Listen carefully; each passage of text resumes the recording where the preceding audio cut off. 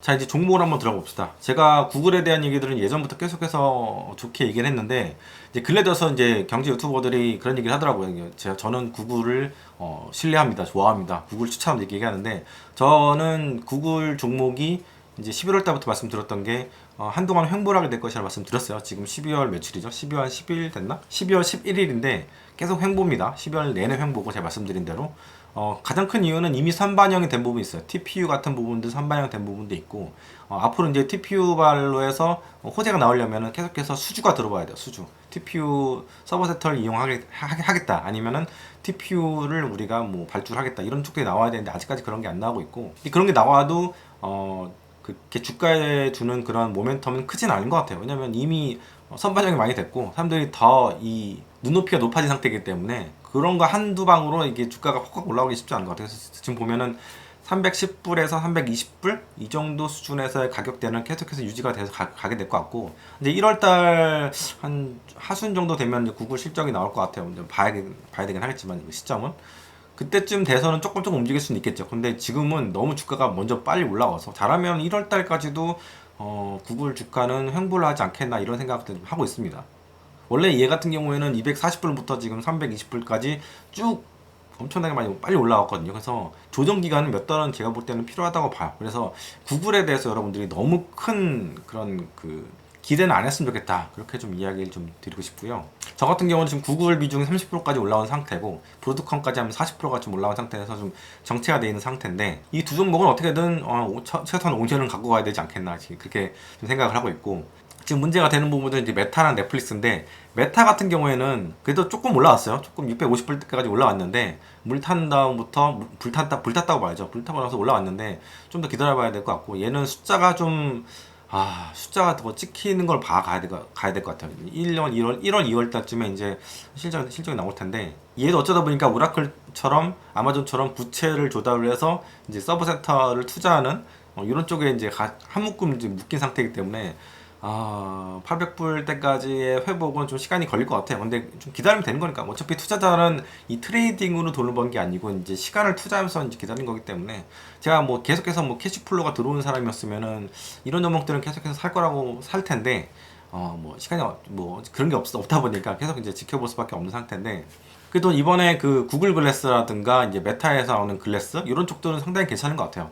아직까지는 좀 봐야 될 것 같은데, 제가 볼 때는 한 2년 정도는 지나봐야지 사볼만 하겠다는 생각이 들거든요. 글래스가 상당히 기능이 괜찮게 나왔고, 배터리 타임도 괜찮은 것 같고, 디자인도 괜찮은 것 같고, 예전에 처음 구글 글래스 나왔을 때는 뭔가 되게 좀 약간 널드 같은 그런 느낌이었는데, 이번에 보니까 어디죠? 파비워커인가? 그 미국에 있는 파비워커, 그리고 젠틀몬스터 이런 애들이랑 이런 패션 브랜드들이랑 좀 이렇게 협업을 하다 보니까 좀 디자인에 좀 신경 많이 쓰는 부분들이 있어서 상당히 괜찮은 것 같고, 그리고 예전에는 뭔가 좀 눌러서 많이 조작을 했었는데, 이제는 약간 손을 통해서 이렇게 손가락을 통해서 화면을 이렇게 돌리고 이렇게 올리고 이런 제스처를 통한 그런 설정들이 가능하고 조정 컨트롤 가능하다 보니까 이것도 상당히 괜찮은 것 같아요. 이렇게 누르는 것도 사실 복잡하다고 해야 되나? 귀찮고, 제가 갖고 있는 그 이어폰 여러 개 있는데 그 중에 하나가 이 샥즈 골전도 이어폰이거든요. 골전도 이어폰 같은 경우는 상당히 좋아요. 좋은데 이 만져서 이렇게 조절을 해야 되는데, 이것도 만약에 이렇게 손가락으로 이렇게 하게 되면 진짜 편하겠다. 뭐 여기에 뭐 그 카메라가 있는지 모르겠는데 이거 상당히 좋은 것 같습니다. 근데 이런 것들도 이런 그 메모드급 빅테크들 기업의 매출에 제대로 영향을 주려면은 시간이 많이 필요해요. 그렇죠? 제가 볼 때는 한 2028년, 29년 정도 가줘야지 매출이 그래도 한 5조, 10조 정도 나와져가지고 이제 기여를 할 것 같은데, 뭐 좀 미래 얘기긴 하죠. 그리고 하이닉스 ADR에 대한 얘기가 나오더라고요. 하이닉스 기업이 갖고 있는 그 한 2.4% 정도 되는 그 지분을 미국 나스닥이라든가 이런 데다 상장을 시켜가지고, 상장이 되면서 현지에 있는 마이크론이라든가 이런 기업들과 동등한 그 가치를 좀 받고 싶다 뭐 이런 거거든요. 그래서 지금 보게 되면은 하이닉스가 퍼가 16이라고 치면은 마이크론은 한 25 정도 뭐 이 정도 수준인 거죠. 그렇기 때문에 만약에 ADR을 미국에다 상장을 하게 되면은 하이닉스 주가가 그래도 현지 마이크론하고 비슷한 밸류를 받게 되면은 자연스럽게 국내에 있는 하이닉스 주가 50만 원 좀 중반 정도 되잖아요. 중후반 이 주가도 재평가를 받지 않겠나 뭐 이런 기대감이 좀 있는 것 같은데, 제가 미리 말씀드리지만 이럴 가능성이 별로 없습니다. 왜냐면 지금 제가 알기로는 한 15개, 20개 정도가 되는 국내 기업들의 ADR이 미국에 상장돼 있거든요. 대표적인 게 삼성전자, KT, 한전 막 이런 애들이거든요. 근데 걔네들이 미국에 있는 그런 비슷한 기업들과 동일하거나 비슷한 그 밸류에이션을 받는 게 아니거든요. 뭐냐면은 한국의 밸류에이션을 그대로 지금 그 적용받고 있어요. 그래서 가격 차이가 거의 안 납니다. 그래서 어떻게 이런 그 발상을 하게 되는지 모르겠는데, 하이닉스가 ADR을 미국에다가 이제 상장한다 하더라도 주가에 별 그 영향은 없을 것 같고요. 예전에 그런 게 있었어요. 제가 현직했을 때 삼성전자 ADR하고 한국에 있는 그 삼성전자 주식 본주하고 가격 차이가 좀 있었어요. 뭐냐면은 ADR 가격이 원화환산으로 보게 될 때 한국에 있는 삼성전자 주식보다 싼 거예요. 그래서 삼성전자 ADR을 한국에 들여와서 컨버트해서 삼성전자 주식으로 바꿔요. 바꾼 다음에 팔게 되면은 아비트리지가 생기거든요. 그렇게 해서 차익 실현을 했던 적이 있었습니다. 이렇게 하는데 한 3, 4일 정도 걸렸던 것 같아요. 근데 그 아비트리지라는 게 가격 차이가 별로 안 났단 말이야. 2%, 3%? 그거 먹자고 했던 것 같은데, 많은 사람들이 기대한 것처럼 ADR을 올리게 되면은 퍼 16 됐던 게 25 수준으로, 그러니까 얼마죠? 한 50% 이상의 그런 리레이팅이 될 것 같다, 이렇게 생각하는 거는요 약간 좀 이쪽을 잘 모르고 하는 것 같고, 그렇게 되면 모든 주식들 다 ADR 올리겠죠.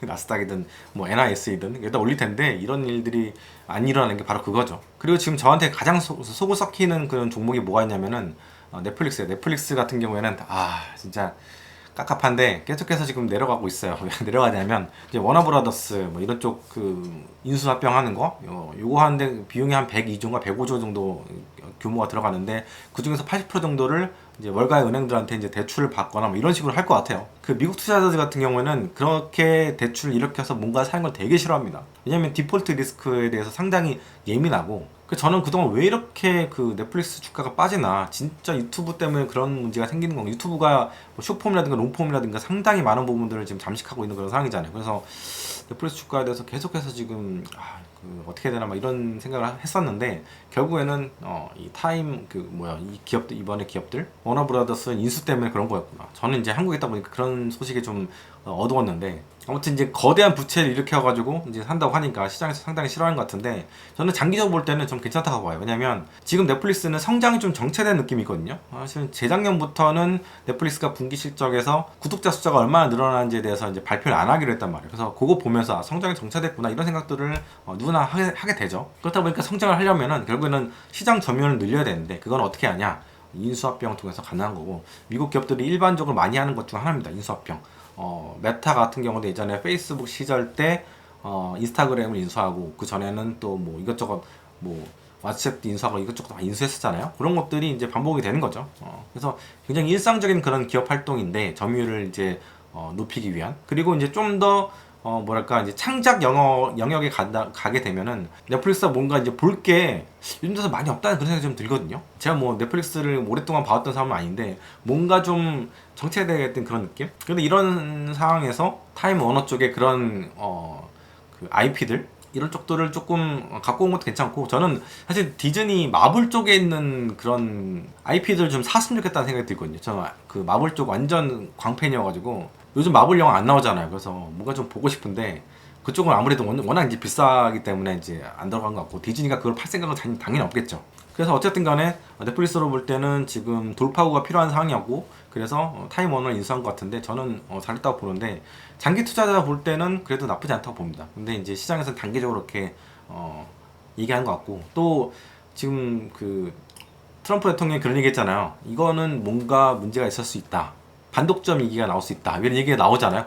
그래서 트럼프가 개입을 하게 되면 날아갈 수도 있는데, 문제는 이렇게 날아가게 되면은 넷플릭스가 타임워너에다가 그 8조 5천억 정도나 되는 엄청난 돈을 지불해야 돼요.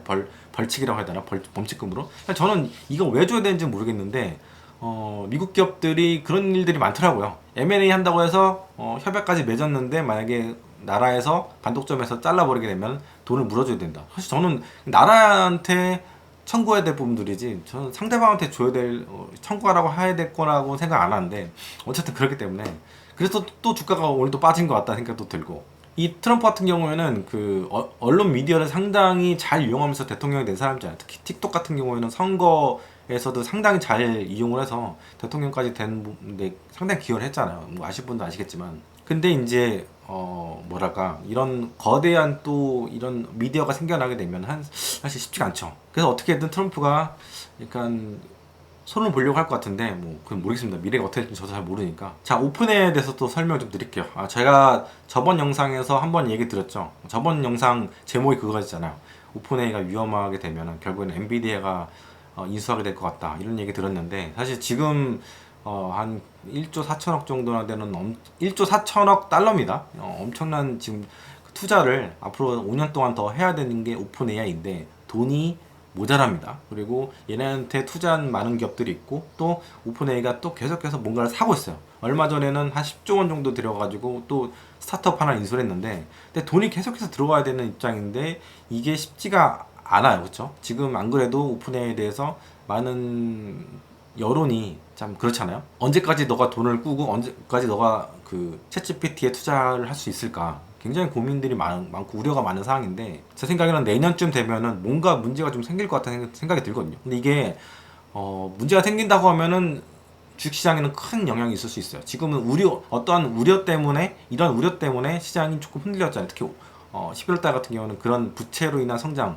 이런 것들 때문에 상당히 좀 어려웠는데, 이게 만약에 가시화가 된다면 상당히 시장에 충격이 있을 것 같고, 관련된 기업들 오라클 이런 애들은 진짜 주가가 확 빠질 수도 있을 것 같고, 또 엔비디아도 가장 큰 고객 중 하나이기 때문에 영향이 있겠죠. GPU를 상당히 많이 사가는 쪽 중 하나잖아요.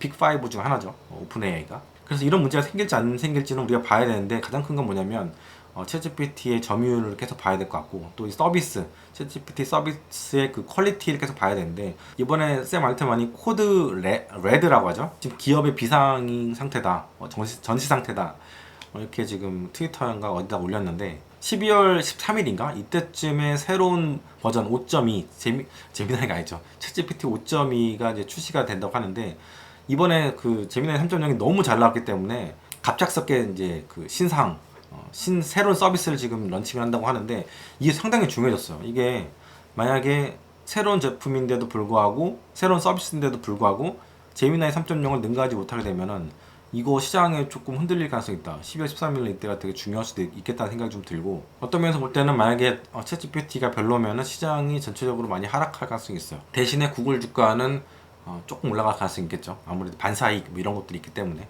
근데 제가 생각하기에는 아무 생각을 해봐도 AI 시대의 승자는 뭐 여러 기업도 있긴 하겠지만 구글일 수밖에 없어요. 뭐 이 얘기는 계속 제가 말씀드리지만, AI 발전 단계에서는 그 여러 가지 단계가 있는데, 첫 번째는 칩 부분이죠. 칩, 반도체, HBM, 하이닉스, 삼성전자, 엔비디아, 뭐 브로드컴도 마찬가지고 이런 쪽들이 있고, 두 번째는 이걸 통한 서버 센터, 인프라스트럭처가 있고, 그 전에 이제 같이 가야 되는 게 이제 에너지 쪽이겠죠. 그래서 이쪽 관련된 그 주가들은 이미 많이 올라온 상태고, 거기다가 이제 챗GPT냐, 제미나이냐, 클라우드냐, 뭐 이런 모델들이 있을 거고, 마지막이 이제 어플리케이션이거든요. 이게 어플리케이션이라고 하는 거는 챗GPT 같은 이런 LLM 서비스를 넘어서서 여러 가지 우리가 사용할 수 있는 그런 그 서비스들, 그런 것들을 이제 어플리케이션은 앱이잖아요. 앱. AI를 이용한 앱인데, 앱 시장 같은 경우는 아직까지 제가 볼 때는 걸음마 시장이라고 보거든요. 우리가 사실 쉽게 얘기하면 AI 있어서 일반인들 같은 경우에는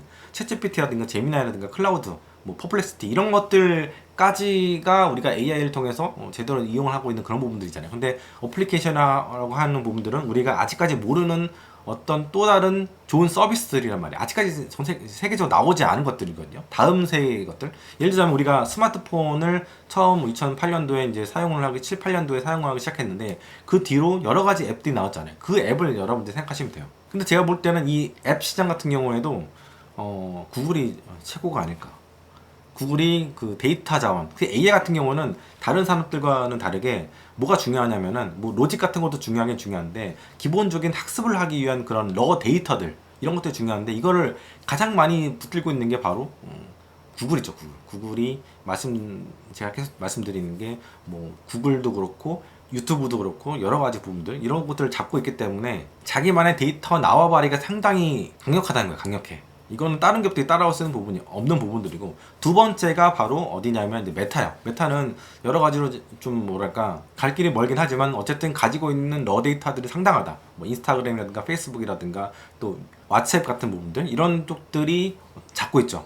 그리고 테슬라도 상당히 그룹 같은 경우도 상당히 좋은 게 트위터를 갖고 있어요. 트위터 X가 사실은 정보가 가장 빠른 온라인 매체는 X죠.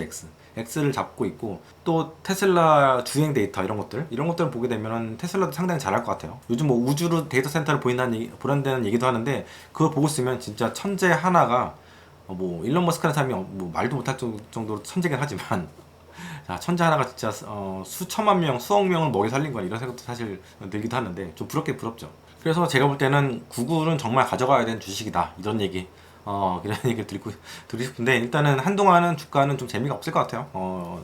내년 1월달 때까지는 주가가 너무 빨리 올라오긴 했습니다. 자, 오늘이 12월 11일이에요. 아, 진짜 11일인지 몰랐어요. 저는 한 9일 정도 된 줄 알았는데 벌써 중순까지 이제 다다랐는데, 올 한 해는 여러분들 어떻게 투자를 하셨는지 모르겠어요. 근데 저는 이제 괜찮은 투자를 한 것 같은데, 물론 그 전에 1년 넘게 이제 현금만 들고 있었던 그런 힘든 기억이 있었는데, 뭐 그렇게 막 힘들지 않았었죠. 저는 제 스타일도 투자한다는 그런 투자 원칙이 23년 동안 쭉 갖고 왔던 그런 원칙이기 때문에 그렇게 막 힘들지 않았지만, 어쨌든 간에 올해는 뭔가 과실을 좀 따먹을 수 있는 그런 해가 되는 것 같아서 상당히 좀 좋았고요.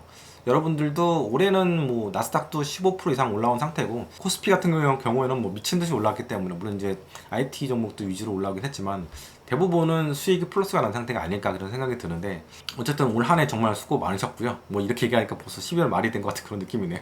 12월 말이니까 휴가도 잘 갔다 오시고요. 남은 기간 동안 또 가족들과 함께 즐거운 시간 보내시기 바랍니다. 저는 또 시간을 잘 내서 한번 다시 또 녹투로 인사드리도록 하겠습니다. 감사합니다. 저희 마누카꿀도 많이 사랑해 주십시오.